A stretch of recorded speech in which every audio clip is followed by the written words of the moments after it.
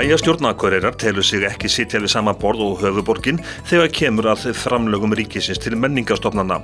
Bæjarstjórn segir að framlög ríkisins til stofnana í Reykjavík, svo sem Hörpu, Listasafns Íslands, Þjóðleikhússins og Sinfóníuhljómsveitar Íslands, hafi hækkað 100 milljóna króna á sama tíma og framlög ríkisins til sambærilegra stofnana fyrir norðan hafi staðið í stað. Þessar stofnanir eru Leikfélag Akureyrar, Sinfóníuhljómsveit Norðurlands, Menningarhúsið Hof og Listasafnið á Akureyri. Á aðalfundi Eyþings nýverið var tekið undir þessa skoðun bæjaryfirvalda á Akureyri. Fjárhæðin sem að koma til þessa samnings hér á Akureyri 138 milljónir á ári og svona til samanburðar má geta þess að það er áætlað að næsta ári fái Sinfóníuhljómsveit Íslands 1,1 milljarð króna. Þannig að við sjáum að stærðarhlutföllin eru all svakaleg. Hvernig stendur á þessu að fjárhæðin hækkar ekki til Akureyrar? Ríkið hefur mismunandi aðferðir gagnvart sínum eigin stofnunum, þá verðbætir ríkið framlögin fyrst og gerir síðan hagræðingarkröfu. Þannig ef við erum með 4% verðbólgu þá er því fyrst bætt ofan á framlögin og svo er sagt síðan gerum við kröfu hagræðingu upp á 1,5%. Þannig að stofnunin situr eftir með mismunin. Í okkar tilfelli er ekki verðbætt og það er svona kannski grundvallar vandamálið í þessum samskiptum. Að það er þannig að ríkið hefur litið þessi verkefni öðrum augum heldur en sín eigin menningarverkefni. Hvernig stendur á því? Það er ekki alveg gott að átta sig á því. Stofnanirnar hér er ekki stofnanir ríkisins. Ríkið á ekki þessar stofnanir. Þannig að það kann að vera hluta af skýringunni. Kannski höfum við ekki náð alveg nógu vel í gegn með þann skilning sem að við höfum smá saman verið að skrifa inn í samkomulagið að Akureyri hafi einhvers konar höfuðborgarhlutverk á þessu sviði.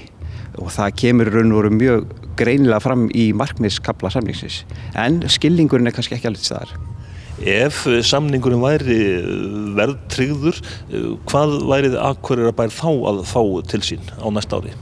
Pínu flókið reikningsdæmi vegna þess að hann átti eftir kreppu hann að hækka upp í 130 milljónir en gerði það ekki, hann var einhliða lækkaður.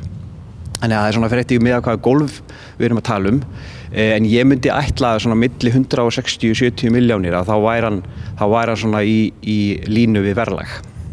En fylgjast Akureyringar bara nógu vel með þurfið ekki alltaf að vera á tánum og þrýsta þegar verið að setja saman fjárlögin?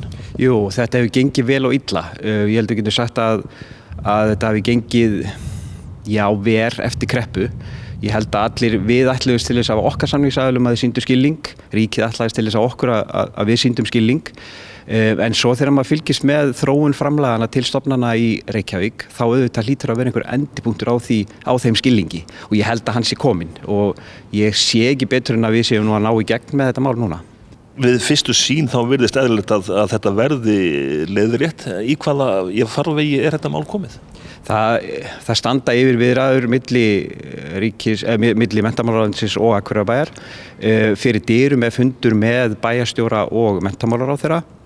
Þannig að það eru næstu skref. Ef á að gera breytingar á þessu þá þarf það að gerast á milli umræðina fjárlög í Alþingi og svona miðað við síðustu viðbrögð menntamálaráðherra á Alþingi sem að vakti máls á því að honum fyndist koma til greina að verðbæta þennan samning, þá lofa það þokkalega góðu, það er fyrsta skrefið.